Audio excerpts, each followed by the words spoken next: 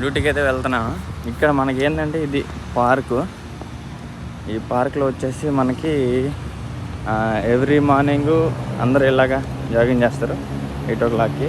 వాళ్ళు చేసుకునేసి మనకి మోటివేషన్ అనేది ఇస్తారనమాట.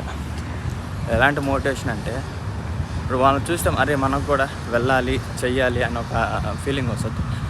పార్క్ చాలా అందంగా ఉంటుంది. ఇక్కడ వచ్చేసి కాలేజ్ అమ్మాయిలు కూర్చుంటారు. ఇక్కడ చాలామంది కూర్చుంటారు. నాకు ఈరోజు లేట్ అయింది, కొంచెం నిద్ర అనేది లేకపోయా, అందు గురించి. టయోటా ఇక్కడ ఎక్కువ టయోటా ఉంది.